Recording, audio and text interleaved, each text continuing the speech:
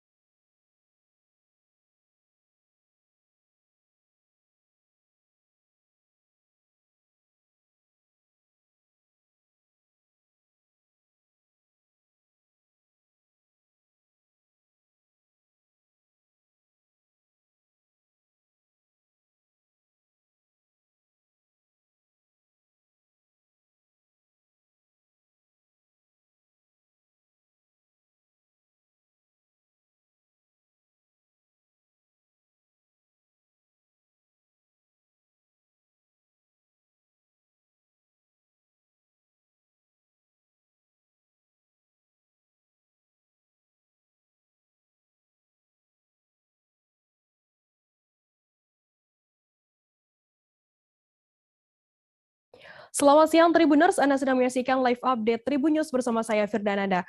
Siang ini akan kami sajikan informasi terkini dan menarik untuk Anda yang akan dilaporkan secara langsung oleh reporter kami di lapangan. Dan inilah live update selengkapnya.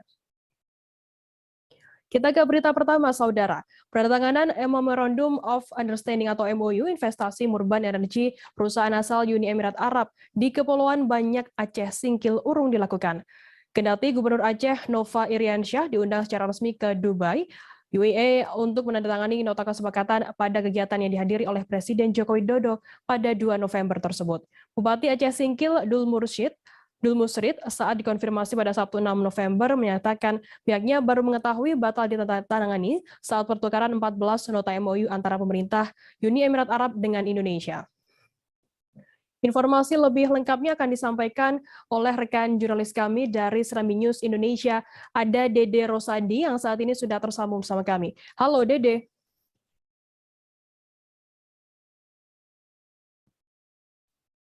Halo, selamat siang.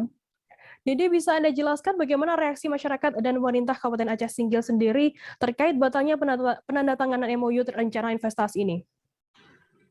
Reaksi pertama dari masyarakat Aceh Singkil, termasuk Bupati Aceh Singkil, beberapa anggota DPR Kabupaten Aceh Singkil yang saya coba tanya, mereka rata-rata sangat kecewa dengan batalnya penandatanganan MOU itu.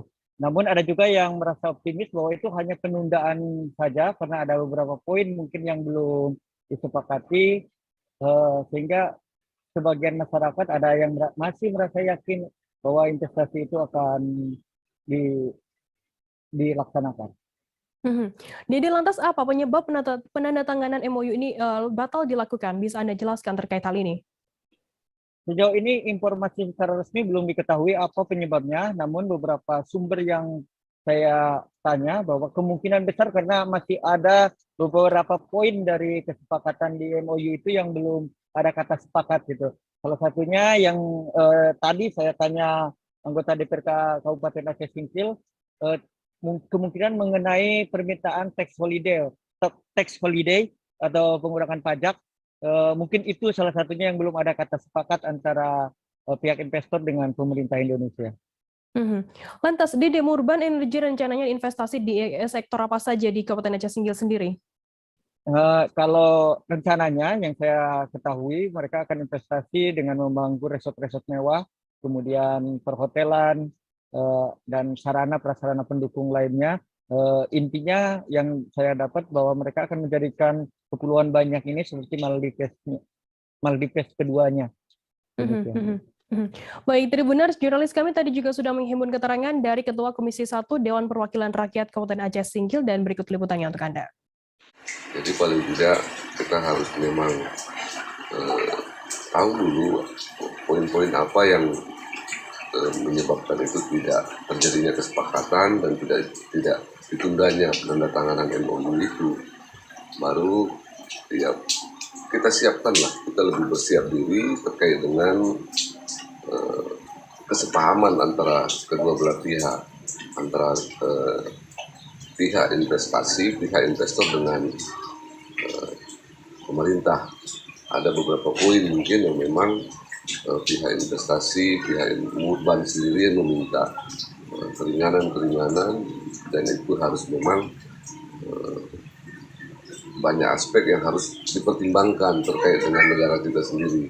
Kalau harapannya, Harapan kita selaku DPRK Aceh Singkil sangat mendukung ini agar terus kita berupaya memasukkan investasi ke daerah ini. Paling tidak ini bisa jadi evaluasi kita untuk lebih bersiap, mempersiapkan segala sesuatunya untuk menyambut investasi yang akan datang, baik itu Murban, mungkin ada yang lain lagi yang akan nantinya tertarik dan berinvest di Kabupaten Aceh Singkil. Kita beralih ke informasi selanjutnya, Saudara. Bocah laki-laki yang berusia 13 tahun berinisial AK menjadi korban asusila pelaku berinisial AP yang berusia 17 tahun. Tindakan asusila yang dilakukan oleh AP terhadap korban AK terungkap setelah orang tua korban melihat tubuh anaknya yang merah-merah. Lantaran merah-merah, orang tua korban bertanya hingga korban mengungkapkan apa yang sudah dilakukan oleh pelaku AP kepadanya. Informasi lebih lengkapnya akan disampaikan oleh rekan jurnalis kami dari Tribun Sumsel. Ada Muhammad Ardiansyah yang saat ini sudah tersambung sama kami. Halo Ardi. Halo Firda. Ardi, bisa Anda jelaskan bagaimana untuk modus yang digunakan pelaku sendiri agar korban ini mau menuruti kehendaknya? Oke, baik Firda. Modus yang digunakan si pelaku ini untuk melakukan tindakannya dengan mengajak korban menonton tari India. Nah, saat menonton tari India, beberapa saat setelah menonton tari India, baru si pelaku ini mengajak korban ke sebuah gubuk yang tidak jauh dari lokasi tempat pertunjukan tari India. Nah, disitulah pelaku ini mengajak korban untuk melakukan tindak asusila, di mana si pelaku ini bertindak sebagai perempuan, begitu Firda. Lantas apa pekerjaan dari pelaku sendiri dan alasan ia melakukan tindakan asusila tersebut? Bisa Anda gambarkan secara detail begitu? Baik, Firda. Jadi si pelaku ini merupakan pelaku tari India itu sendiri, Firda. Jadi mereka ini, si pelaku masuk dalam perkumpulan tari India yang mana setiap ada undangan manggung, dia juga ikut dalam panggung itu. Nah, pada saat kejadian, si pelaku ini tidak ikut manggung, tetapi malah mengajak korban untuk menonton dan dengan alasan gratis, jadi sehingga si pelaku ini mudah untuk melancarkan modus melakukan tindak asusila terhadap korban. Nah, dari si pengakuan si pelaku ini bahwa pada umur 7 tahun, pada saat dia kecil, dia juga pernah menjadi korban tindakan asusila yang dilakukan tetangganya sendiri. Nah, jadi pengakuannya secara tidak langsung juga si pelaku ini ingin membalas dendam dan apa yang diterimanya pada saat waktu kecil dulu, Firda. Lantas kemudian sudah berapa kali pelaku ini melakukan tindak asusila terhadap korbannya? Baik, jadi dari pengakuan si pelaku ini sendiri sejauh ini baru pertama kali dilakukannya, tapi dari pihak kepolisian tidak percaya begitu saja, dan saat ini pihak kepolisian terutama Polsek Talang Kelapa masih melakukan penyelidikan terutama untuk korban-korban yang mungkin saat ini masih ada yang belum melapor. Jadi pihak Polsek Talang Kelapa sendiri sedang melakukan pengembangan untuk mencari korban-korban dari si pelaku ini, Firda. Kemudian bagaimana saat ini kondisi dari korban sendiri seusai mendapatkan perlakuan tak senonoh dari pelaku? Baik, Firda. Jadi untuk si korban maupun pelaku dari Polsek Talang Kelapa sendiri saat ini sedang dilakukan konseling psikis terhadap keduanya, terutama terhadap korban yang menurut Kapolsek sendiri sempat mengalami shock karena sejauh ini tindakan atau perlakuan yang dilakukan pelaku terhadap dirinya, terhadap si korban, belum pernah. Jadi apa yang dilakukan pelaku terhadap korban ini membuat korban sempat shock, sehingga jadi si polsek, pihak kepolisian sendiri saat ini sedang melakukan bimbingan konseling psikis terutama terhadap si korban, Firda. Baik, dari Buners, jurnalis kami tadi juga sudah menghimpun keterangan dari Kompol Haris Munandar Hashim, Kapolsek Talang Kelapa, Banyuasin. Berikut liputannya untuk Anda. Kasus ini menarik ya, menarik. Kenapa? Karena kasus ini perbuatan cabul terhadap anak di bawah umur, dan pelakunya juga masih anak. Jadi yang bersangkutan ini pelaku hampir berumur 18 tahun, dan motif pelaku ini melakukan cabul tersebut karena dia pernah pengalaman pada saat umur 7 tahun pernah menjadi korban pencabulan di rumahnya yang dilakukan oleh tetangganya. Oke, karena ini semua baik pelaku dan korban di bawah umur, gimana treatment hukumnya, Pak? Karena ini pelakunya adalah bisa kita katakan anak-anak atau anak di bawah umur, tentunya dari proses penyidikan kita harus didampingi dari Bapas. Ini dari Bapas Palembang mendampingi karena sesuai yang diatur dengan undang-undang. Kita beralih ke Bali, Saudara. Warga mengeluhkan tumpukan sampah di seputaran Jalan Jepun 1, Semarapura atau tepatnya di sisi selatan Pasar Galiran, Kelungkung, Bali pada Minggu 7 November. Padahal Dinas Lingkungan Hidup dan Pertanahan telah memasang peringatan untuk tidak membuang sampah di lokasi tersebut. Selain bau yang ditimbulkan sangat mengganggu, hal itu juga membuat suasana pasar terbesar di Kelungkung itu semakin kumuh. Informasi lebih lengkapnya akan disampaikan oleh rekan jurnalis kami dari Tribun Bali, ada Eka Mita yang saat ini sudah tersambung bersama kami. Halo Eka. Ya, Firda. Ya. Eka, bisa Anda jelaskan bagaimana permasalahan sampah di Pasar Galiran sendiri yang menjadi atensi khusus oleh Bupati Kelungkung Inyoman Suwirta? Jadi awalnya peristiwa dari tumpukan sampah ini dikeluhkan oleh masyarakat, terutama oleh para pengunjung pasar, yang mana sampah ini dianggap sudah sangat mengganggu karena berminggu-minggu tidak diangkut. Padahal memang di lokasi itu memang tidak diperkenankan untuk membuang sampah. Dinas dari Lingkungan Hidup dan Pertanahan sendiri sudah memasang pengumuman khusus di lokasi itu agar masyarakat tidak membuang sampah di lokasi tersebut. Selain menimbulkan bau yang kurang sedap, sampah-sampah tersebut juga membuat keindahan dari pasar ini semakin terganggu atau membuat pasar kian kumuh. Hal ini pun dapat atensi dari Bupati Kelungkung Inyoman Suwirta karena memang dalam beberapa tahun terakhir pemerintah Kabupaten Kelungkung memang tengah aktif untuk melakukan penanggulangan masalah sampah, mulai dari menyiapkan jadwal pembuangan sampah ataupun melakukan himbauan ke masyarakat untuk dapat memilah sampahnya dari rumah. Demikian. Eka, kemudian apa saja yang disorot oleh Bupati Suwirta sendiri dalam permasalahan sampah tersebut?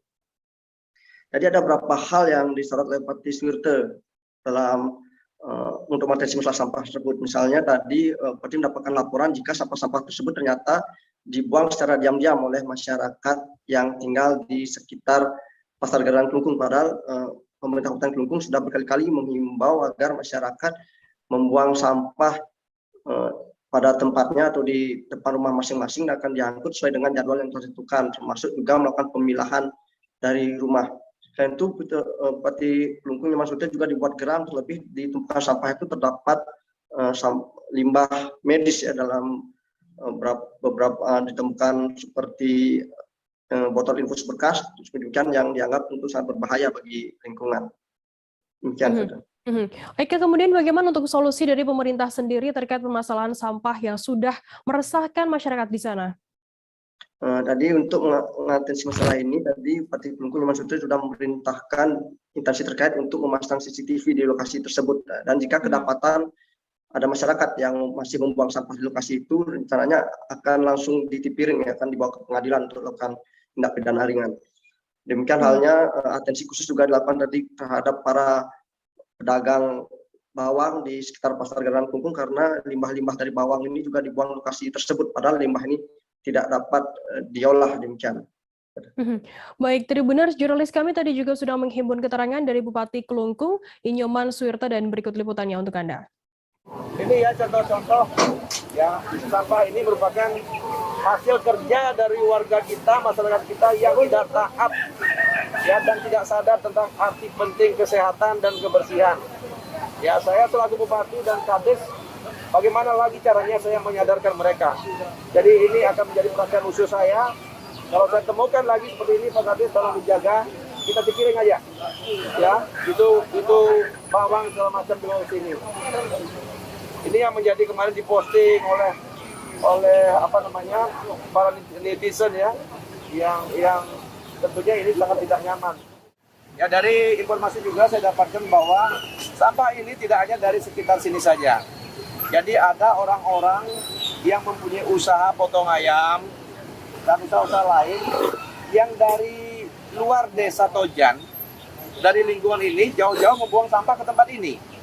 Nah, ini saya nggak tahu nih bagaimana di desanya, apakah ada penanganan sampah dengan baik atau tidak, atau memang kebiasaan mereka membuang sampah tidak sesuai dengan waktunya. Ya, sesuka gue lah gitu, ya, sesuka saya, sesuka kita, sesuka ya kau kena gitu. Istilahnya mereka buang sampah jam berapa? Padahal itu sudah ada waktu, sudah ada jam yang kita tentukan untuk membuang sampah. Tribuners, selesai jeda kami akan kembali dengan informasi menarik lainnya. Tetaplah di Live Update. Oke, apa kabar Bang Ariski di sini untuk strateginya? Kalau saya sendiri di Jumit 37 ini yang semalam baru mulai, apa yang saya dirasakan udah Kopernita? Sebenarnya aku nggak ngerasain penangkapan atau penggerebegan atau apapun itu. Karena gini loh, posisinya aku kriteria. Jadi kita mengenal disebut dengan stroke yang tidak berdarah dengan stroke yang berdarah. Stroke yang tidak berdarah itu biasanya ditandai dengan adanya penyumbatan. Kalau itu terjadi di sini mungkin pikirnya tidak ke situ kali ya, tapi kalau di Korea atau di Kamboja itu ada beberapa paper yang saya itu mas, ya, dulunya tukang koran. Oh gitu ya, tukang koran. Ya, saya baca itu Pak. Tuh kan pernah baca kan? Ya. Jadi kalau saya jadi tanggam itu udah bersyukur banget. Si anak ini dijadikan sebagai tersangka begitu. Ya, kalau ini kita bicara yang di luar kasus Sebongombo ya. Dengan nama hujan shower, di mana terdapat batas jelas antara daerah hujan dan tidak hujan yang biasanya terjadi pada fase awal mature stage atau tahap berbahaya dewasa. itu Kang. Jadi mulai artinya terjadinya perlembekan. Nah, itu untuk penetrasi akan sulit gitu ya. Dok, saya ini menurut saya memang tidak mudah, bukan urusan tanah diambil.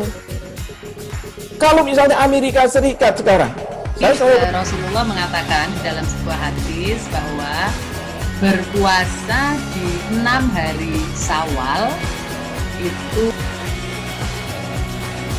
Oke, apa kabar Bang Ariski di sini untuk strateginya? Kalau saya sendiri di Jumit 37 ini yang semalam baru mulai, apa yang saya dirasakan udah Kopernita? sebenarnya aku nggak ngerasain penangkapan atau penggerebegan atau apapun itu. Karena gini loh, posisinya aku kriteria. Jadi kita mengenal disebut dengan stroke yang tidak berdarah dengan stroke yang berdarah. Stroke yang tidak berdarah itu biasanya ditandai dengan adanya penyumbatan. Kalau itu terjadi di sini mungkin pikirnya tidak ke situ kali ya, tapi kalau di Korea atau di Kamboja itu ada beberapa paper yang saya itu mas, ya, dulunya tukang koran. Oh gitu ya, tukang koran. Ya, saya baca itu Pak. Tuh kan pernah baca kan? Ya. Jadi kalau saya jadi tanggam itu udah bersyukur banget. Si anak ini dijadikan sebagai tersangka begitu.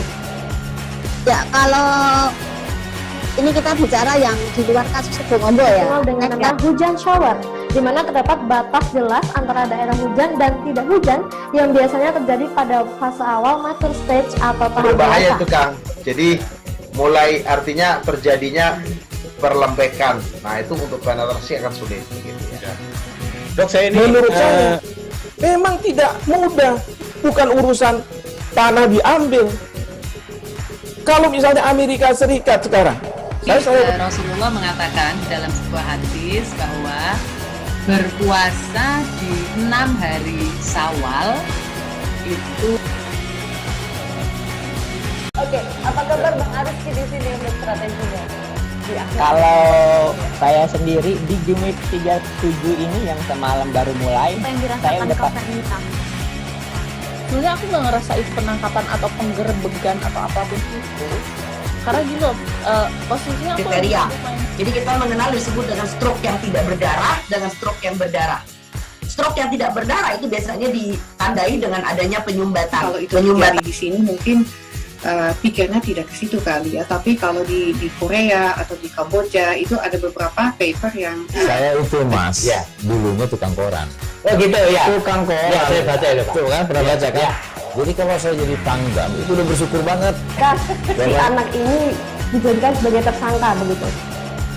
Ya, kalau ini kita bicara yang di luar kasus Sebongombo ya. Dikenal dengan nama hujan shower, di mana terdapat batas jelas antara daerah hujan dan tidak hujan yang biasanya terjadi pada fase awal mature stage atau tahap Berbahaya dewasa. itu Kang.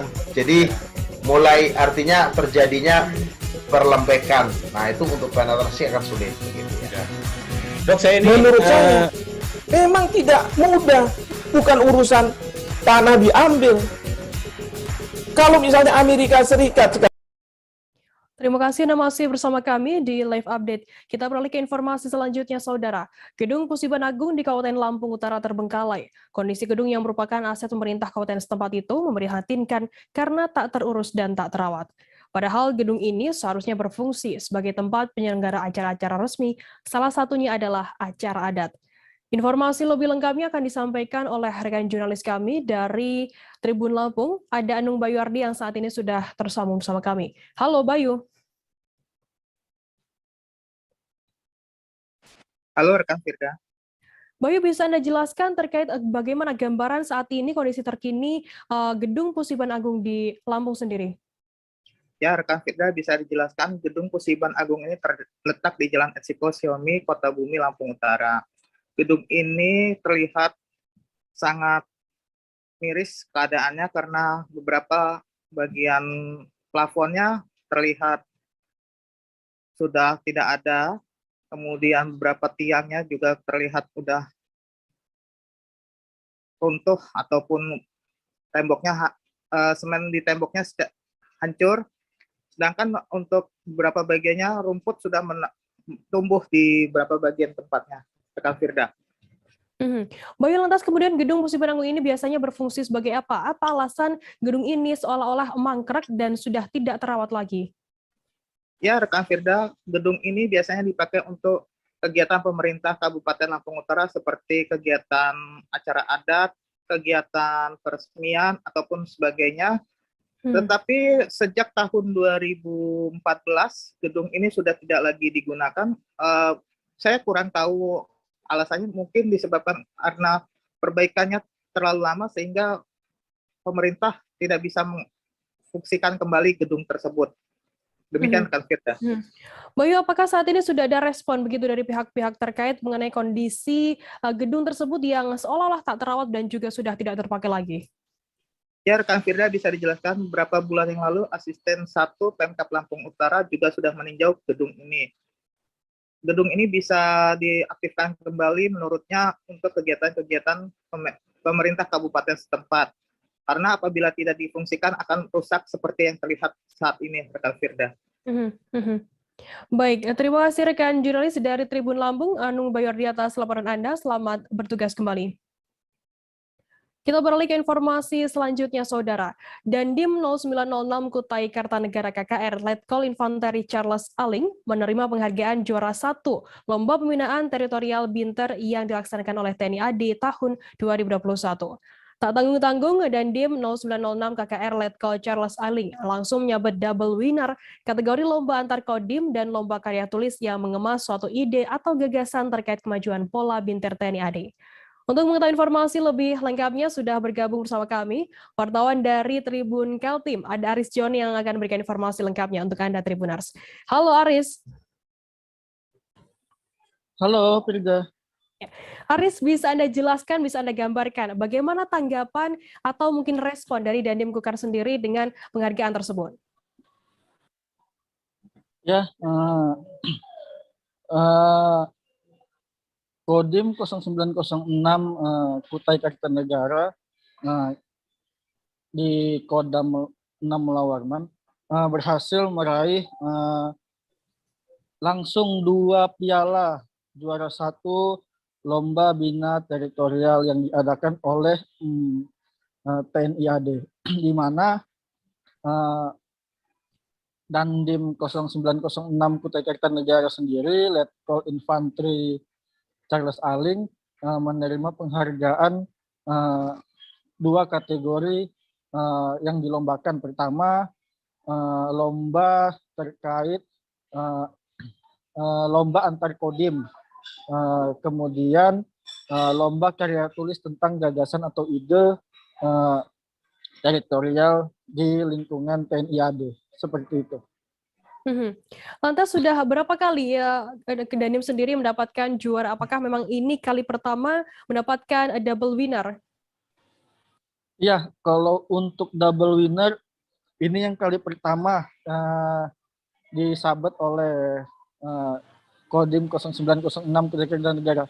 Tak hanya itu, double winner sendiri ini merupakan satu-satunya atau pertama kali diperoleh oleh salah satu kodim selama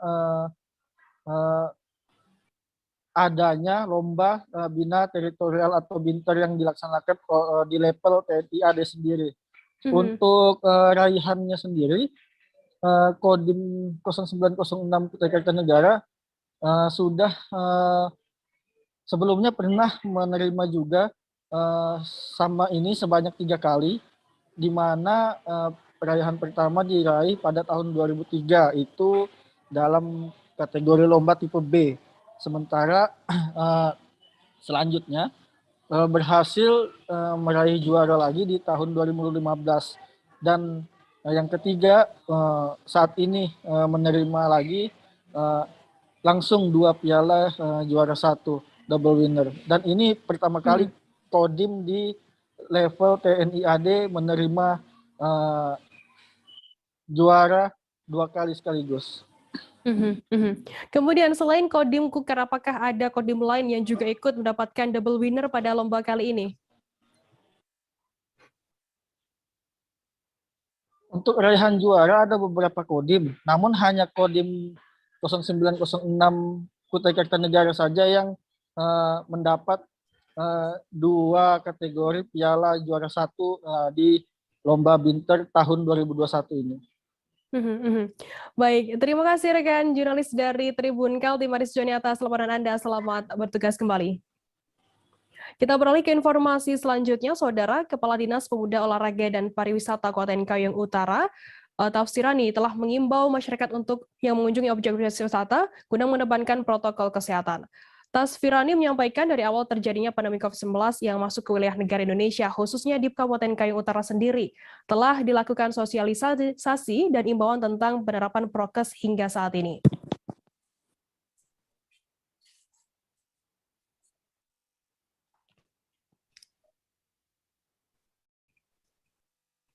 Untuk mengetahui informasi lebih lengkapnya, saat ini sudah tersambung bersama kami jurnalis dari Tribun Pontianak, ada Jovi Lasta, yang saat ini sudah tersambung bersama kami. Halo Jovi. Halo rekan Firda. Jovi, bisa Anda jelaskan bagaimana saat ini aktivitas di objek wisata Kabupaten Kayong Utara Pantai Pulau Datok itu?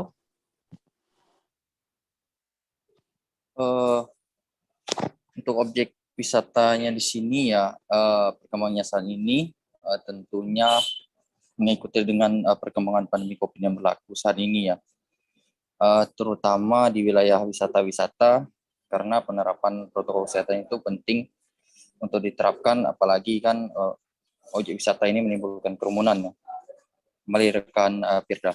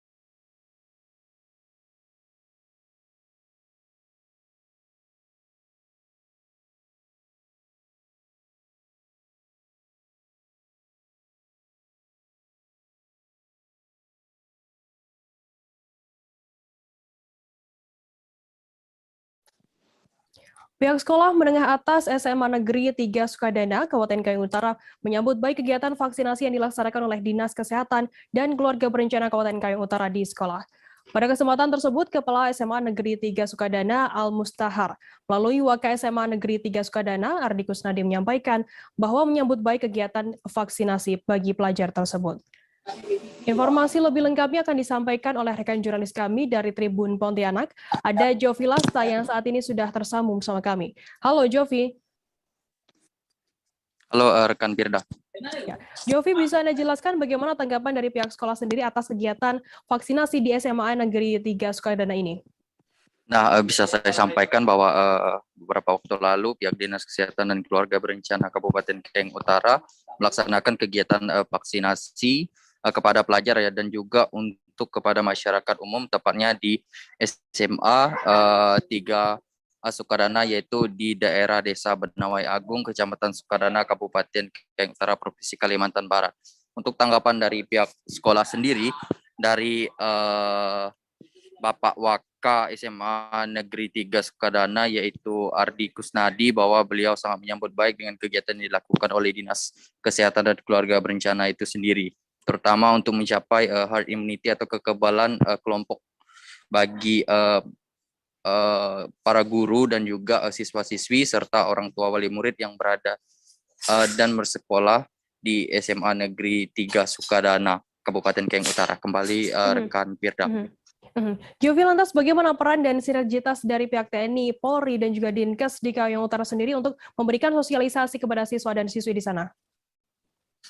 Nah, berdasarkan informasi yang saya dapat dari Bapak Ardi sendiri, bahwa beliau menyampaikan bahwa sebelumnya siswa-siswi itu takut ya untuk mengikuti vaksinasi yang digelar saat ini ya, terutama untuk menghadapi pandemi COVID-19 ini. Namun dari sinergitas antara sektoral maupun Forkopimda, baik itu kepolisian, TNI, dinas terkait, dan terutama Dinas Kesehatan dan Keluarga Berencana Kabupaten Kayong Utara melaksanakan sosialisasi kepada siswa-siswi. Tentunya dari hal tersebut para siswa-siswi yakin dan berani untuk divaksin, karena ini untuk kebaikan mereka sendiri ya, dan juga menjaga mereka baik itu dari penyebaran virus COVID-19 yang saat ini masih terjadi ya. Seperti itu rekan Birda. Jovi, apakah saat ini ada siswa dan siswi yang masih belum mengikuti mendapatkan vaksinasi COVID-19 ini? Nah, berdasarkan info yang saya dapat, untuk jumlah siswa yang menjalani vaksinasi itu sekitar sudah 90-an persen. Berarti dari total 121 siswa yang bersekolah di SMA Negeri 3 Sukadana itu tinggal beberapa lagi.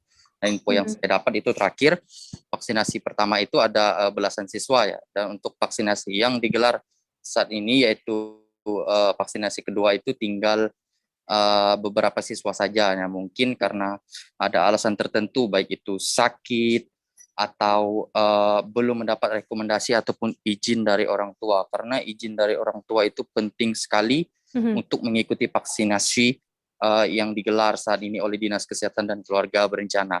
Kembali rekan Firda. Baik, terima kasih rekan jurnalis dari Tribun Pontianak, Jovi Lasta, atas laporan Anda. Selamat bertugas kembali. Sama-sama. Tribunar, selesai jeda kami akan kembali di informasi menarik lainnya. Tetaplah di Live Update. Oke, apa kabar Bang Arif di sini untuk strateginya?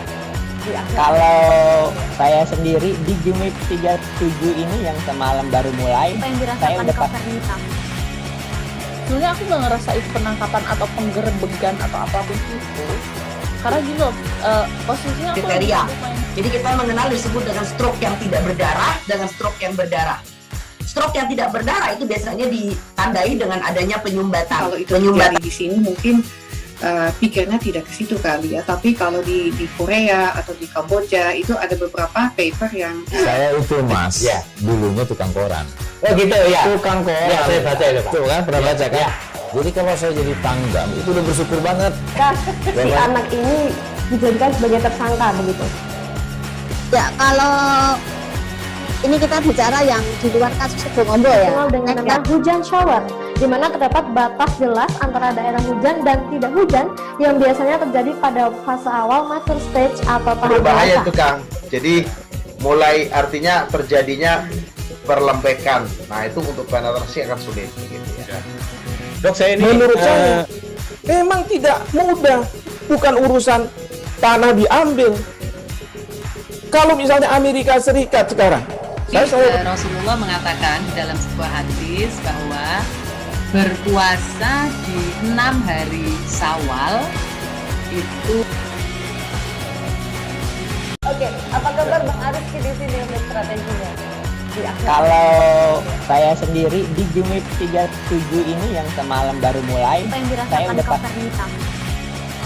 Sebenarnya aku nggak ngerasa itu penangkapan atau penggerbegan atau apapun itu. Karena gini loh, posisinya aku kriteria. Jadi kita mengenal disebut dengan stroke yang tidak berdarah dengan stroke yang berdarah. Stroke yang tidak berdarah itu biasanya ditandai dengan adanya penyumbatan. Kalau itu terjadi di sini mungkin pikirnya tidak ke situ kali ya, tapi kalau di Korea atau di Kamboja itu ada beberapa paper yang saya itu Mas, ya, dulunya tukang koran. Oh gitu ya. Tukang koran. Ya, saya baca itu Pak. Tuh kan, pernah baca kan? Ya. Jadi kalau saya jadi tanggam itu udah bersyukur banget. Si anak ini dijadikan sebagai tersangka begitu. Ya, kalau ini kita bicara yang di luar kasus Sebongombo ya. Dikenal dengan nama hujan shower, di mana terdapat batas jelas antara daerah hujan dan tidak hujan yang biasanya terjadi pada fase awal mature stage atau tahap berbahaya dewasa. itu Kang. Jadi mulai artinya terjadinya perlembekan. Nah itu untuk penetrasi akan sulit. Gitu ya. Dok, saya ini menurut saya memang tidak mudah, bukan urusan tanah diambil. Kalau misalnya Amerika Serikat sekarang, Rasulullah mengatakan dalam sebuah hadis bahwa berpuasa di 6 hari Syawal itu. Oke, apa kabar Bang Ariski di sini untuk strateginya? Kalau saya sendiri di Jumip 37 ini yang semalam baru mulai, saya udah Sebenarnya aku nggak ngerasa itu penangkapan atau penggerbegan atau apapun itu. Karena gini loh, posisinya aku kriteria. Jadi kita mengenal disebut dengan stroke yang tidak berdarah dengan stroke yang berdarah.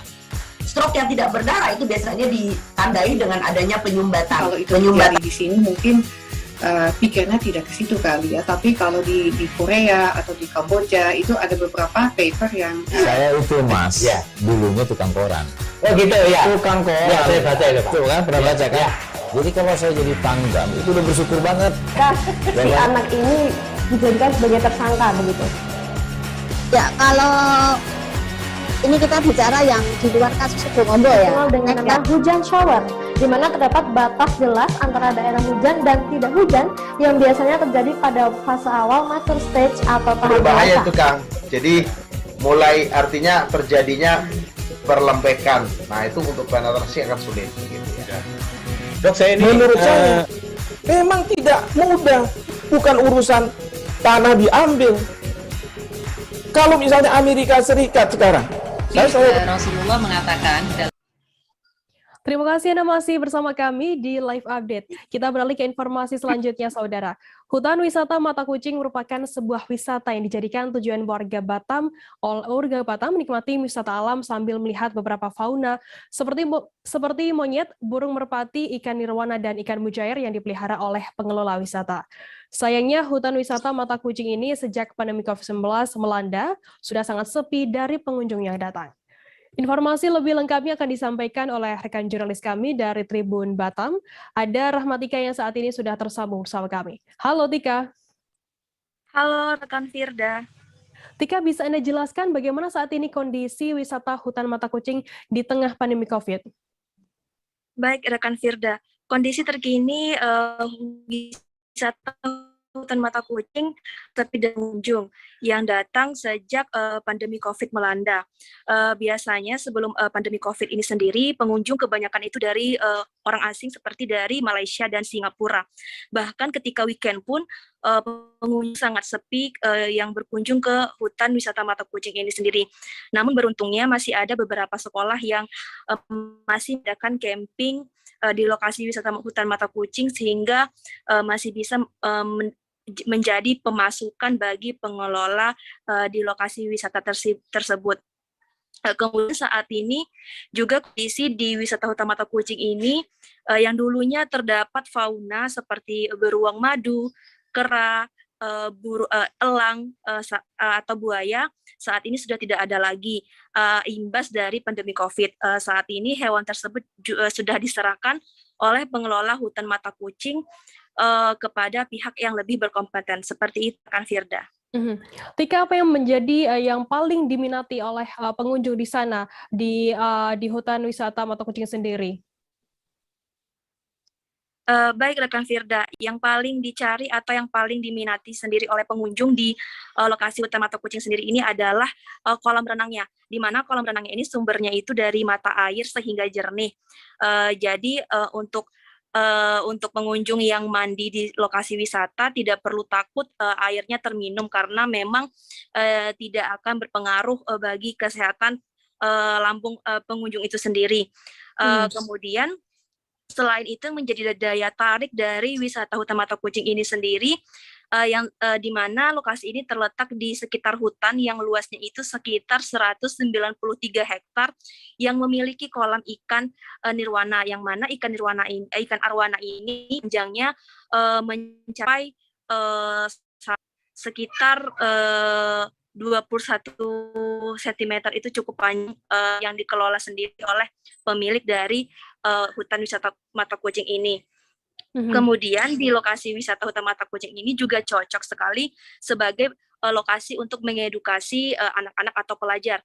Kemudian juga cocok sebagai lokasi untuk mengadakan camping bersama keluarga. Seperti itu rekan Firda. Tika, mungkin bisa Anda informasikan terkait jam operasional, kemudian berapa tarif masuk untuk mengunjungi wisata Hutan Mata Kucing sendiri, dan lokasi tepatnya ini ada di mana? Nah, untuk mengunjungi lokasi Hutan Mata Kucing ini, untuk tarif biaya masuk itu sangat terjangkau sekali. Untuk dewasa itu sekitar 15.000 dan untuk anak hanya 10.000. Lokasinya ini tidak jauh dari Kecamatan Batuaji. Lokasinya juga berada di tepi jalan sehingga memudahkan masyarakat dari mana saja untuk berkunjung ke lokasi ini sendiri.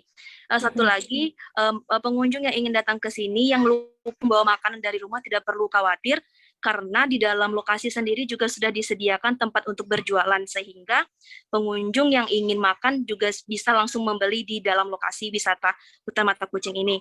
Lalu untuk jam operasionalnya ini dimulai dari pukul 8 pagi sampai pukul 6 sore. Disarankan untuk datang ke lokasi itu pada pagi hari atau sore hari, karena memang bisa mendapatkan pemandangan yang sangat indah pada jam-jam tersebut. Seperti itu rekan Firda. Baik, terima kasih rekan jurnalis dari Tribun Batam, Rahmatika, atas laporan Anda. Selamat bertugas kembali. Terima kasih Firda. Kita beralih ke informasi selanjutnya, Saudara. Pengurus Majelis Wakil Cabang Nahdlatul Ulama Kecamatan Batam Kota menggelar pawai di wilayah Batam Center pada Jumat 5 November. Kegiatan pawai sendiri dilakukan sekira pukul 16.45 waktu Indonesia Barat dengan titik start di halaman Masjid Bidayatul, Perumahan Bida Asri 2, Kelurahan Belian, Kecamatan Batam Kota. Untuk mengetahui informasi lebih lengkapnya sudah bergabung bersama kami wartawan dari Tribun Batam. Ada Roni Londolaleng yang saat ini sudah tersambung bersama kami. Halo Roni. Ya, selamat siang Firda. Roni, bisa Anda jelaskan dalam pawai tersebut berapa titik lokasi yang dilewati oleh rombongan? Baik, Firda dan juga Tribuners, tepatnya pada hari Jumat ya, 5 November 2021 yang lalu, pengurus Masjid Wakil Cabang Nahdlatul Ulama Kecamatan Batam Kota menggelar pawai di wilayah Batam Center.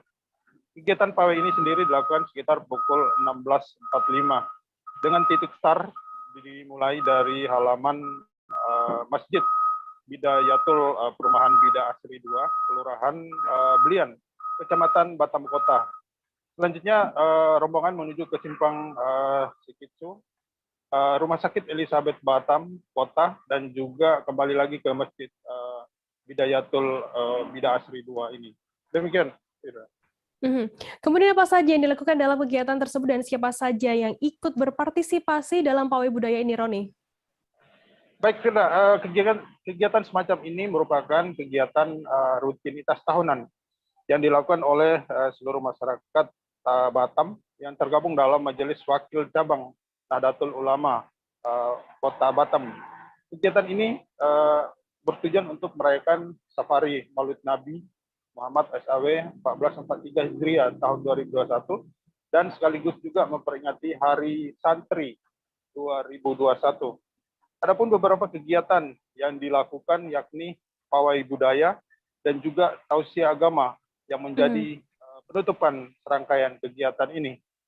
Selain masyarakat ataupun jemaah NU sekota Batam, ada beberapa tim lain seperti tim Orari Batam, Banser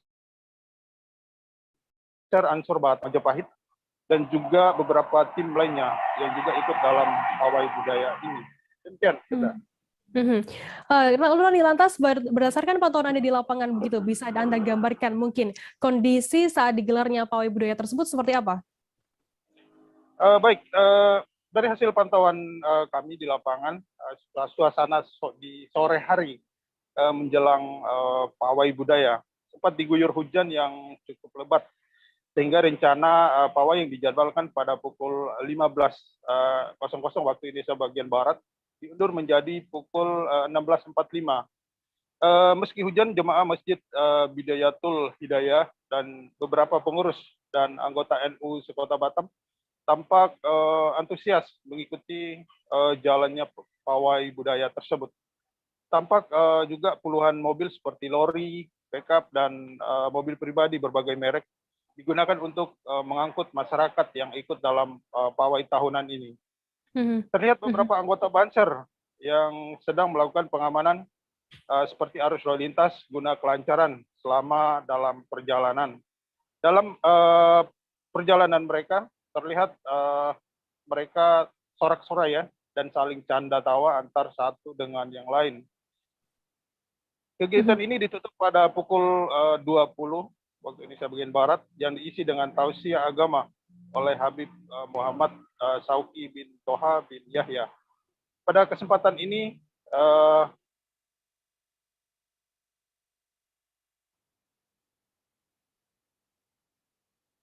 halo rekan Roni. Halo. Ya, silakan dilanjutkan Roni.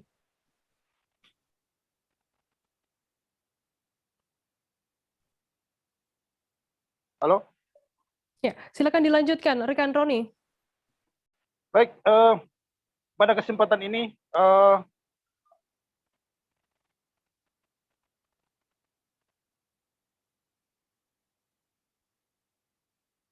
demikian yang bisa saya laporkan dari Batam.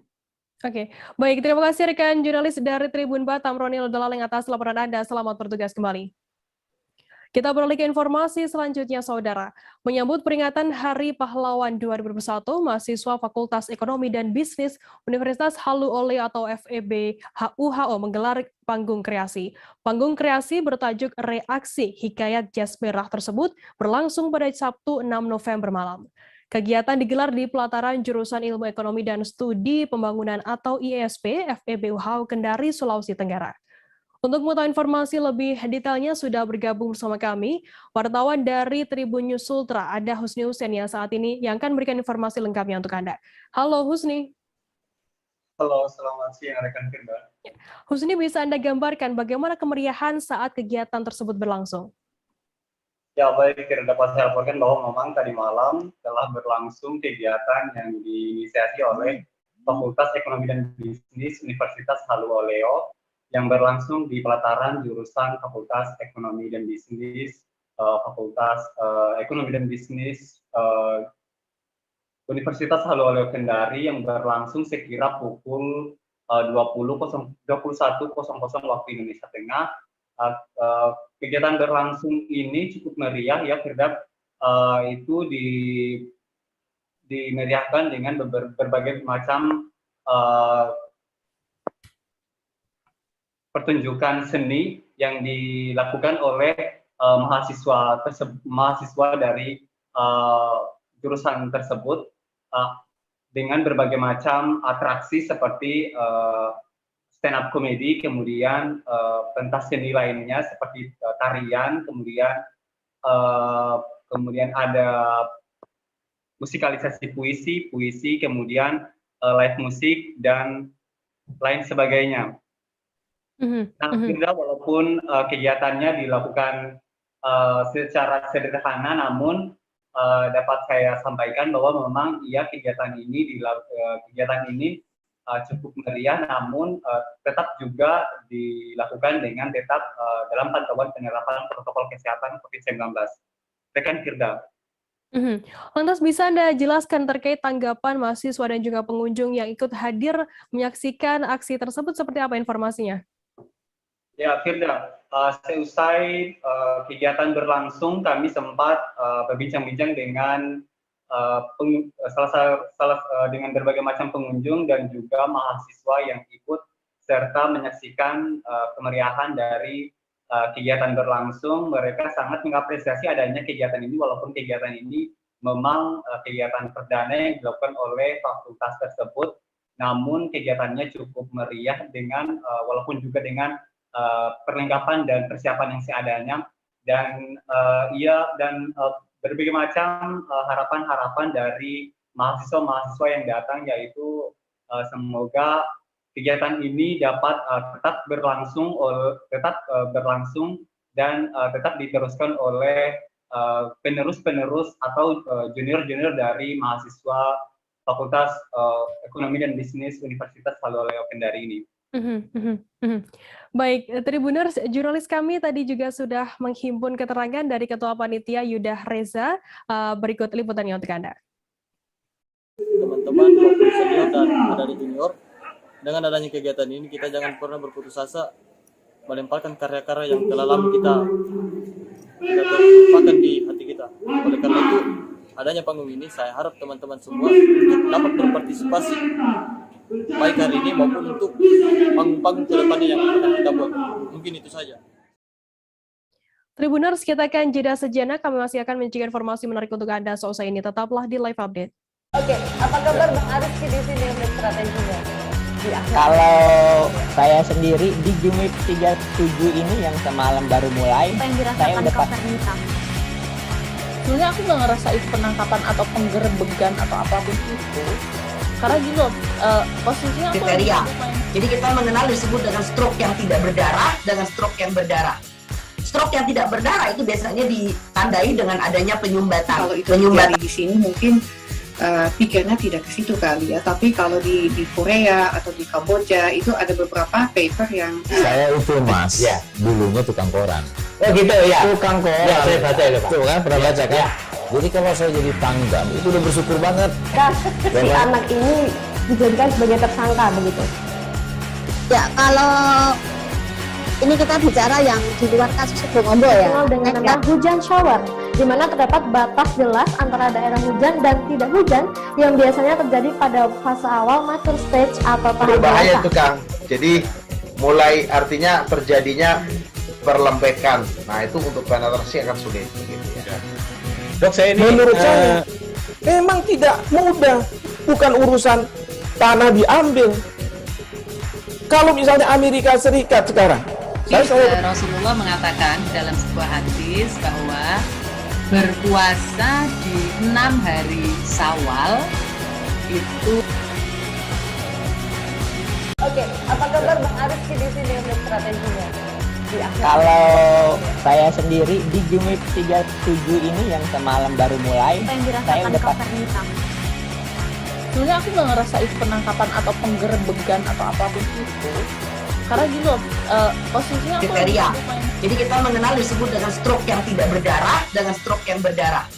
Stroke yang tidak berdarah itu biasanya ditandai dengan adanya penyumbatan. Kalau itu terjadi di sini mungkin pikirnya tidak ke situ kali ya, tapi kalau di Korea atau di Kamboja itu ada beberapa paper yang saya itu Mas, ya, dulunya tukang koran. Oh gitu ya, tukang koran. Ya, saya baca itu Pak. Tuh kan, pernah baca kan? Ya. Jadi kalau saya jadi tanggam itu udah bersyukur banget. Si anak ini dijadikan sebagai tersangka begitu.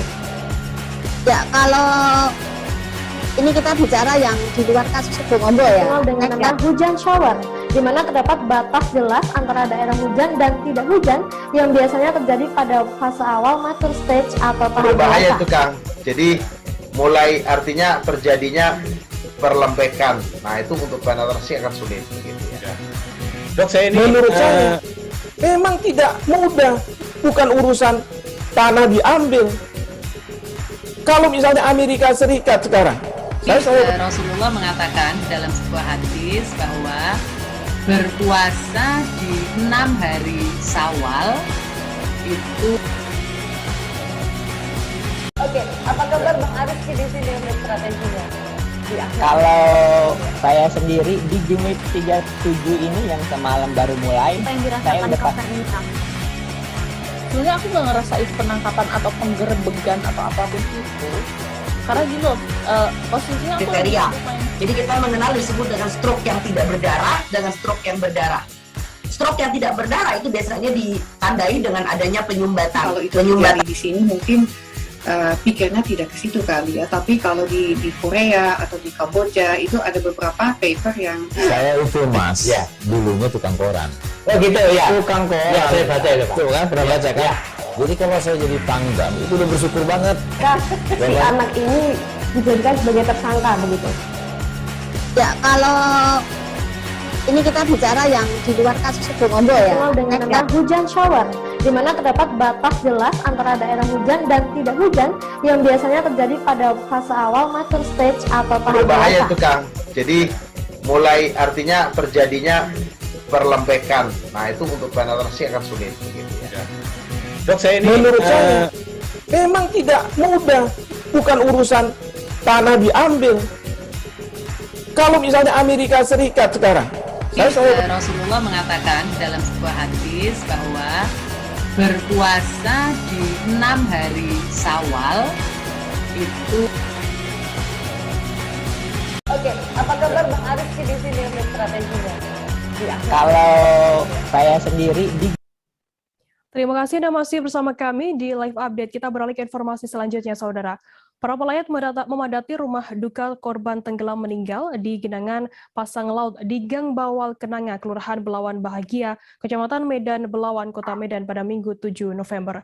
Anak dari pasangan Afrianto 28 tahun dan Ernita itu bernama Rani Afrianti berusia 1,7 tahun sebelumnya ditemukan meninggal dunia dalam genangan banjir rob pada Sabtu 6 November.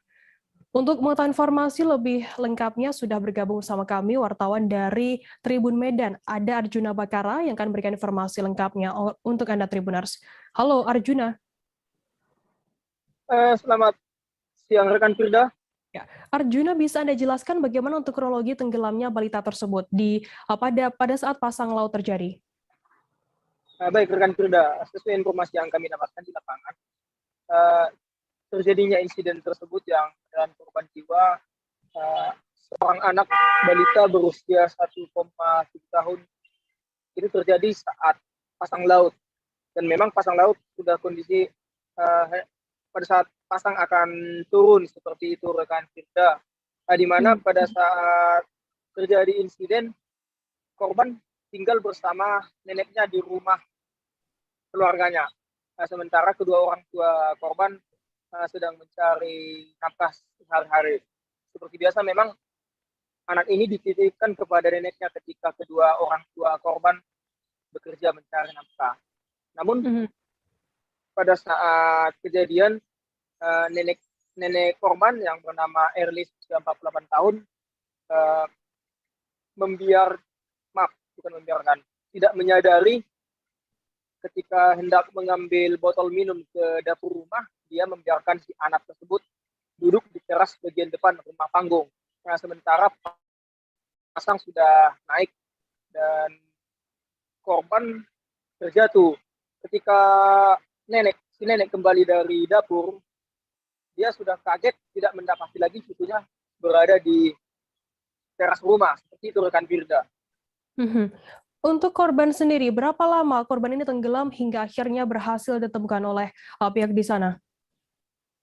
Baik, rekan Firda. Nah, selanjutnya warga sekitar yang mengetahui korban telah tidak ada karena neneknya histeris, korban langsung melakukan pencarian dan menemukan sekitar pukul 15.45. Korban ditemukan di tepi air laut, tepatnya di bawah kolong dapur rumah tersebut, di mana korban sebelumnya terjatuh di teras depan, dia juga hampir terbawa arus pasang laut ke arah laut, seperti itu rekan Firda.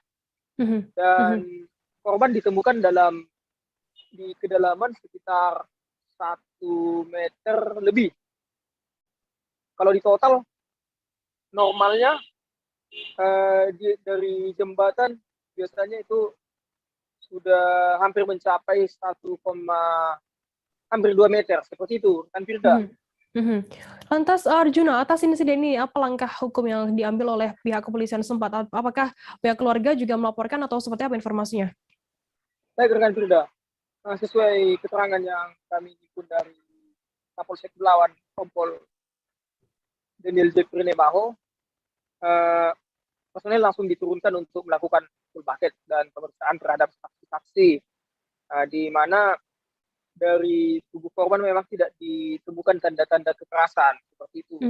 Dan kemudian Polsek Belawan menyarankan juga kepada keluarga untuk dilakukan autopsi terhadap korban. Namun kedua orang tua korban tidak setuju dilakukan autopsi karena memang keluarga mengikhlaskan dan meyakini itu karena memang jatuh ke dalam genangan banjir rob karena memang kelalaian seperti itu kan kita. Baik, itu pagi tadi juga sudah dimakamkan di pemakaman di Gudang Arang, Kelurahan Belawan 1. Dan polisi juga sudah mendatangi TKP dari semalam, melakukan olah TKP, mencatat nama-nama saksi dan membuat surat pernyataan atas persetujuan atas permintaan korban bahwa tidak dilakukan visum. Seperti itu rekan Firda. Baik, terima kasih rekan jurnalis dari Tribun Medan Arjuna Bakara atas laporan Anda. Dan tadi Tribuners Arjuna juga sudah menghimpun keterangan dari Irwansyah Perang Kepling T19 Lorong Melati, Kelurahan Belawan 1, dan juga Lurah Belawan Bahagia Ali Mukti. Berikut liputannya untuk Anda. Setelah beberapa jam, sekitar 1,5 jam, pencarian membuahkan hasil. Si korban didapatkan di kolong rumah pas di dapur. Bang, itu posisinya air lagi pasang, Bang ya? Posisi air lagi pasang, sedang berjalan mau surut. Itu kira-kira Bang, kalau dari jembatan ini berapa senti di atas Bang airnya? Sekitar 80 sentian gitu. Jadi antara 1 meter dengan 80 total kedalamannya. Jadi himbauan di situ memperingatkan kepada kita bahwasanya dari tanggal 2 sampai tanggal 9 itu memang pasang rob akan tinggi. Jadi dihimbau kepada warga untuk waspada, terutama listrik dan juga peralatan lainnya. Karena pasang pada saat ini memang sangat tinggi, tidak terprediksi. Yang saya ketahui sebenarnya yang meninggal itu baru ini. Ini pun kan mungkin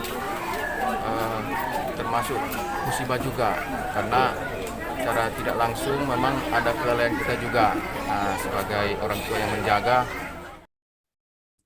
Bagi Anda warga Kota Bandar Lampung, tempat rekreasi yang satu ini bisa menjadi pilihan yang asyik bagi Anda di akhir pekan. Lokasi tersebut adalah di tempat penangkaran hewan rusa di Kompleks Universitas Lampung. Di tempat penangkaran rusa ini Anda dan keluarga, terutama anak-anak, bisa melihat sejumlah rusa yang lucu. Tribuners juga bisa membawa sayur-sayuran seperti kangkung atau dedaunan untuk memberi makan rusa-rusa tersebut. Untuk mengetahui informasi lebih lengkapnya sudah bergabung bersama kami wartawan dari Tribun Lampung, ada Endra Zulkarnain yang saat ini sudah tersambung bersama kami. Halo Endra. Halo rekan Firda, halo Tribuners, selamat siang.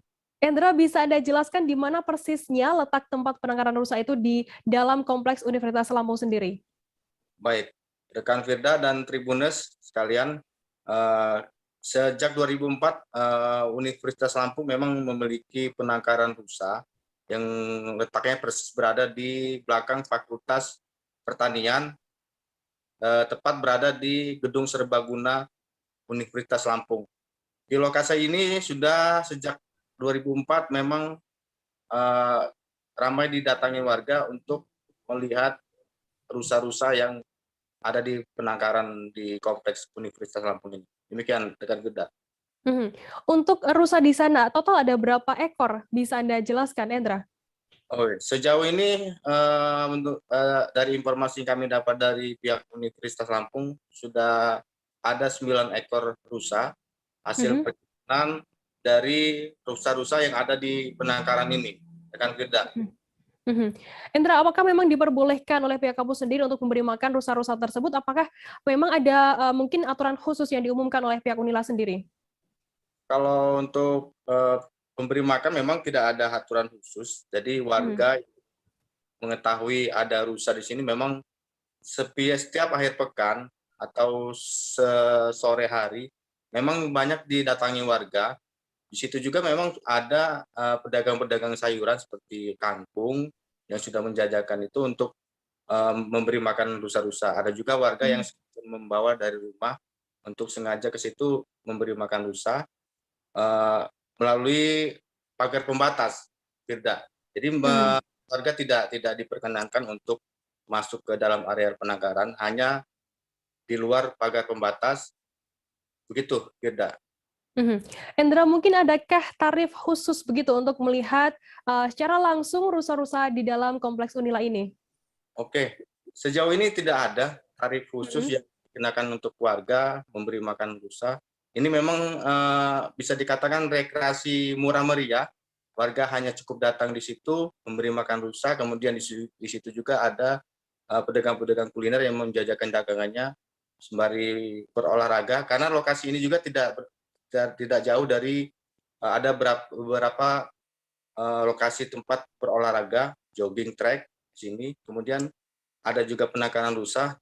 Warga yang datang sengaja situ untuk memberi makan rusa, kemudian bisa menikmati kuliner yang dijajakan oleh pedagang yang ada di sekitar situ. Demikian, Firda. Baik, terima kasih rekan jurnalis dari Tribun Lampung atas laporan Anda. Selamat bertugas kembali. Selamat bertugas. Kita beralih ke informasi selanjutnya, Saudara. Selama pandemi COVID-19, pelaku usaha dan kerajinan tangan di Kabupaten Malinau banyak bergantung pada cara pemasaran yang lebih kekinian. Di antaranya dengan mengandalkan platform media sosial untuk promosi dan penjualan produk secara daring. Metode tersebut dinilai efektif agar kelangsungan usaha dapat berjalan dengan baik, utamanya selama pemberlakuan PPKM di Malinau sendiri. Informasi lebih lengkapnya akan disampaikan oleh rekan jurnalis kami dari Tribun Kaltara. Ada Muhammad Supri yang saat ini sudah tersambung bersama kami. Halo Supri. Halo rekan Firda. Ya, Supri, bisa Anda jelaskan bagaimana cara pelaku usaha dan pengrajin lokal di Malinau sendiri untuk bertahan selama pandemi COVID ini? Baik, untuk saat ini Firda, sudah hampir 2 tahun di Kabupaten Malinau dilanda pandemi COVID-19, dan sejak awal-awal akhir tahun 2020 lalu pelaku usaha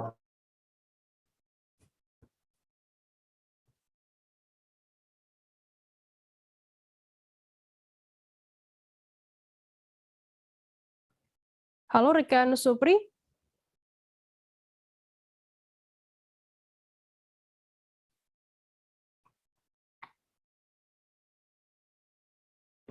Halo rekan Supri, bisa mendengar kami dari studio? Bisa kita. Ya, silakan dilanjutkan rekan Supri. Baik, untuk saat ini kebanyakan dari pelaku usaha dan pengrajin lokal berharap pada metode pemasaran secara digital. Namun kendalanya adalah untuk akses pemasaran digital hanya dapat diperoleh oleh mereka yang berada di 4 kecamatan wilayah sekitar ibu kota kabupaten, yakni di Kecamatan Malinau Kota, Malinau Utara, Malinau Barat, dan Kecamatan Mentarang. Sampai saat ini metode pemasaran secara digital dinilai efektif untuk memasarkan produk-produk dan hasil kerajinan tangan pengrajin lokal. Namun hanya untuk pemasaran, dan metode pembelian langsung dapat diperoleh langsung di tempat-tempat sentra penjualan di masing-masing pengrajin lokal itu sendiri, Firda. Untuk keterkaitan dengan hilirisasi, bagaimana kondisi sektor pariwisata di Malinau saat ini, Supri? Ya, seperti yang dibahasakan tadi bahwa saat ini belum ada kenaikan signifikan dari segi kunjungan pariwisata di Kabupaten Malinau. Kabupaten Malinau salah satu sektor pariwisata yang paling menjanjikan adalah soal ekowisata atau wisata berbasis alam. Nah, di Kabupaten Malinau juga ada desa wisata yang tersebar di sejumlah wilayah kecamatan. Namun untuk desa-desa wisata ini letaknya cukup jauh dari perkotaan, di mana untuk akses dan pemasaran digital belum dapat mencakup wilayah-wilayah tersebut. Namun untuk laporan dari Kepala Dinas Pariwisata saat ini belum ada lonjakan kenaikan tingkat wisatawan asing maupun lokal. Untuk lokal ada beberapa yang menjadi sorotannya, ini salah satunya adalah di tempat wisata di Setulang. Untuk pemasaran produk-produk atau pengrajin hasil dari kerajinan tangan produk lokal, untuk wilayah ini masih mengandalkan metode konvensional, di mana hal ini yang terus akan digenjot berdasarkan tingkat kenaikan kunjungan pariwisata di Kabupaten Malinau yang diprediksi pada tahun depan akan mulai membaik, Tirda. Untuk pengrajin lokal meminta agar sentra pemasaran dibentuk, seperti apa bentuk dan juga metodenya, Supri? Kemarin kami sempat mewawancarai beberapa dari pengrajin lokal, khususnya yang memasarkan produk-produk souvenir. Mereka mengharap ada sentra pemasaran di mana nantinya akan sentra pemasaran tersebut seperti pasar dibuka tiap akhir pekan, yang nantinya menjadi salah satu destinasi pilihan bagi pengunjung untuk memperoleh buah tangan atau kerajinan tangan dari pengrajin lokal. Untuk saat ini metode pemasaran secara tersentra atau terpusat di satu titik belum dapat diterapkan karena saat ini Kabupaten Malinau masih menerapkan kriteria PPKM level 3. Namun kabarnya wacana tersebut akan ditindaklanjuti pada tahun 2022 mendatang, Firda. Baik, terima kasih rekan jurnalis dari Tribun Kaltara Muhammad Supri atas laporan Anda. Selamat bertugas kembali. Tribuners, kita akan jeda sejenak, tetaplah di live update. Oke, apa kabar Bang Ariski di sini untuk strateginya? Kalau saya sendiri di Gimik 37 ini yang semalam baru mulai, saya udah sebenarnya aku nggak ngerasa itu penangkapan atau penggerbegan atau apapun itu, karena gini loh, posisinya aku kriteria. Jadi kita mengenal disebut dengan stroke yang tidak berdarah dengan stroke yang berdarah. Stroke yang tidak berdarah itu biasanya ditandai dengan adanya penyumbatan. Kalau itu terjadi di sini mungkin pikirnya tidak ke situ kali ya, tapi kalau di Korea atau di Kamboja itu ada beberapa paper yang saya itu Mas, ya, dulunya tukang koran. Oh gitu ya. Tukang koran. Ya, saya baca itu, Pak. Tuh kan, pernah baca kan? Ya. Jadi kalau saya jadi tanggam itu udah bersyukur banget. Si anak ini dijadikan sebagai tersangka begitu. Ya, kalau ini kita bicara yang di luar kasus Sebongombo ya. Dengan nama hujan shower, di mana terdapat batas jelas antara daerah hujan dan tidak hujan yang biasanya terjadi pada fase awal mature stage atau tahap berbahaya dewasa. itu Kang. Jadi mulai artinya terjadinya perlembekan. Nah itu untuk penetrasi akan sulit begitu ya. Dok, saya ini menurut saya memang tidak mudah, bukan urusan tanah diambil. Kalau misalnya Amerika Serikat sekarang, Rasulullah mengatakan dalam sebuah hadis bahwa berpuasa di 6 hari Syawal itu. Oke, apa kabar Bang Ariski di sini untuk strateginya? Kalau saya sendiri di Gimik 37 ini yang semalam baru mulai, saya udah sebenarnya aku nggak ngerasa itu penangkapan atau penggerbegan atau apapun itu, karena gini loh, posisinya aku kriteria. Jadi kita mengenal disebut dengan stroke yang tidak berdarah dengan stroke yang berdarah. Stroke yang tidak berdarah itu biasanya ditandai dengan adanya penyumbatan. Kalau itu terjadi di sini mungkin pikirnya tidak ke situ kali ya, tapi kalau di Korea atau di Kamboja itu ada beberapa paper yang saya itu Mas, ya, dulunya tukang koran. Oh gitu ya. Tukang koran. Ya, saya baca itu, Pak. Tuh kan, pernah baca kan? Jadi kalau saya jadi Pangdam itu udah bersyukur banget. Si anak ini dijadikan sebagai tersangka begitu. Ya, kalau ini kita bicara yang di luar kasus Sebongombo ya. Dengan nama hujan shower, di mana terdapat batas jelas antara daerah hujan dan tidak hujan yang biasanya terjadi pada fase awal mature stage atau tahap Berbahaya dewasa. itu Kang. Jadi mulai artinya terjadinya perlembekan. Nah itu untuk penetrasi akan sulit. Begitu, ya. Dok, saya ini menurut saya memang tidak mudah. Bukan urusan tanah diambil. Kalau misalnya Amerika Serikat sekarang, Rasulullah mengatakan dalam sebuah hadis bahwa berpuasa di 6 hari Syawal itu. Oke, apa kabar Bang Ariski di sini untuk strateginya? Kalau saya sendiri di Jumip 37 ini yang semalam baru mulai, saya udah Sebenarnya aku nggak ngerasa itu penangkapan atau penggerebegan atau apapun itu. Karena gitu, posisinya aku kriteria. Jadi kita mengenal disebut dengan stroke yang tidak berdarah dengan stroke yang berdarah. Stroke yang tidak berdarah itu biasanya ditandai dengan adanya penyumbatan. Kalau itu terjadi di sini mungkin pikirnya tidak ke situ kali ya, tapi kalau di Korea atau di Kamboja itu ada beberapa paper yang Saya itu Mas, ya, dulunya tukang koran. Oh gitu ya. Tukang koran. Ya, saya baca itu, Pak. Tuh kan, pernah baca kan? Jadi kalau saya jadi Pangdam itu udah bersyukur banget. Si anak ini dijadikan sebagai tersangka begitu. Ya, kalau ini kita bicara yang di luar kasus Sebongombo ya. Dengan nama hujan shower, di mana terdapat batas jelas antara daerah hujan. Terima kasih Anda masih bersama kami di Live Update. Kita beralih ke informasi selanjutnya, Saudara.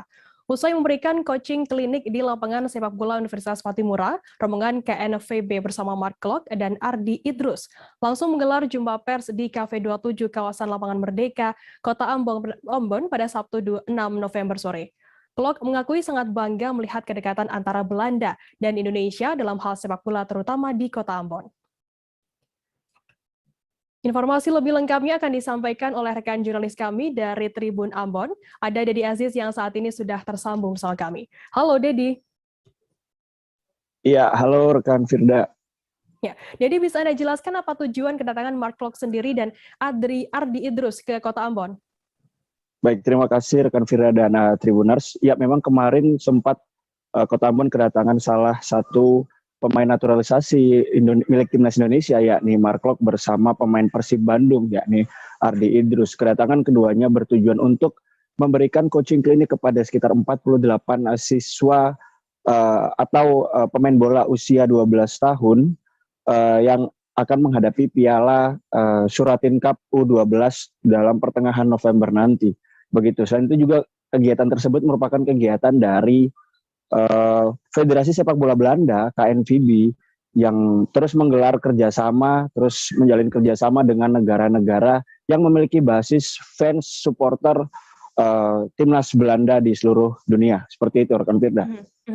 Dedi, sebelumnya sempat dikabarkan bahwa Irfan Bahdim dan Mark Klok ini akan datang ke Kota Ambon begitu. Namun Bahdim ini membatalkannya. Bagaimana untuk penjelasan dari KNVB sendiri?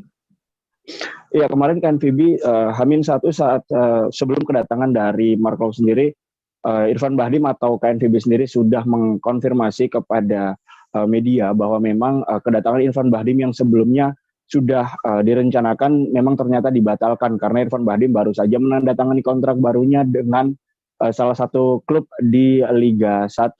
Alhasil Irfan Bahdim harus menjalani serangkaian tes berupa medical check up dan lain sebagainya untuk memperkuat tim dalam pertandingan pekan depan, seperti itu, rekan Firda. Jadi kemudian bagaimana untuk antusiasme dari para fans ini menyambut Mark Klok dan juga Ardi Idrus? Iya, berdasarkan pantauan kami kemarin sejak pukul 9 waktu Indonesia Timur di Bandara Internasional Patimura memang sudah banyak sekali pasukan-pasukan oranye, ya kita menyebutnya pasukan oranye karena memang merupakan fans dari timnas Belanda itu sendiri. Mereka menunggu kedatangan dari Mark Klok dan KNVB tentunya untuk melakukan sejumlah kegiatan, sejumlah agenda di Kota Ambon. Hingga pada pukul 10 kedatangan Mark Klok dan Ardi Idrus rupanya disambut dengan lagu-lagu daerah dari Kota Ambon. kedatangannya juga disambut dengan iring-iringan dari Bandara Internasional Pattimura hingga ke lapangan sepak bola Universitas Pattimura, seperti itu, Firda. Dan juga ada juga konser mini yang digelar oleh The Oranye Maluku untuk memeriahkan acara kedatangan Mark Klok ke Kota Ambon, seperti itu, rekan Firda. Baik, terima kasih rekan jurnalis dari Tribun Ambon, Dedi Aziz atas laporan Anda. Dan tadi Tribuners, Dedi juga sudah menghimpun keterangan dari pemain Persib Bandung, Mark Klok, dan berikut liputannya untuk Anda. Saya lahir di Belanda, dan saya sangat senang untuk melihat chemistry between Belanda dan Indonesia. Saya pikir ini sangat penting ke depannya kalau dia sudah bicara pada World Cup nanti. Untuk saya mau Indonesia datang World Cup. Itu lebih penting ya untuk saya. Karena ini mimpi saya main dengan Indonesia di World Cup. Tapi mungkin kita tidak bisa kualifikasi. Oke, Indonesia harus support Belanda. Itu mungkin Ambon harus support Belanda. Terima kasih. Dan KFB juga mau apresiasi untuk Ambon dan untuk Indonesia, dan dia juga mau support kita.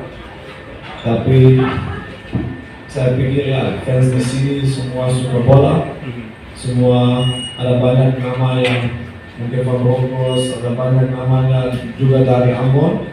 Itu KFB juga apresiasi, dan semoga ke depannya dia juga bisa ikut ke sini dan kita lagi di depan. Kita beralih ke informasi selanjutnya, Saudara. Sejumlah kios yang ada di depan Banjarmasin Trade Center atau BTC seberang Terminal Kilometer 16 Jalan Pramuka dibongkar oleh Satpol PP. Kali ini Satpol PP Banjarmasin membantu melakukan pembongkaran sekaligus pembersihan sisa bangunan kios tersebut. Karena sebelumnya kios yang berjumlah sebanyak 36 unit tersebut hampir semuanya sudah dibongkar sendiri oleh pemiliknya. Informasi lebih lengkapnya akan disampaikan oleh rekan jurnalis kami dari Banjarmasin Post. Ada Muhammad Rahmadi yang saat ini sudah tersambung bersama kami. Halo Rahmadi. Halo Firda. Ya. Rahmadi, bisa Anda jelaskan apa alasan dari pihak Satpol PP sendiri bangunan tersebut dibongkar? Oke, baik, akan saya jelaskan. Banjarmasin Trade Center itu rencananya akan dijadikan pusat perbelanjaan di Kota Banjarmasin. Nah, karena belum berfungsi sehingga marak berdirinya bangunan kios-kios di depannya. Nah, karena dalam waktu dekat akan dioperasikan sehingga pemerintah Kota Banjarmasin melakukan penertiban terhadap kios-kios tersebut. Begitu, Firda. Lantas, Rahmadi, ada berapa bangunan kios yang saat ini sudah dibongkar dan total sebenarnya ada berapa? Oke, baik. Terdaftar sejumlah kios yang ada di sana sebanyak 36 kios. Nah, namun semuanya telah dibongkar oleh pemilik kios sendiri ataupun warga sekitar.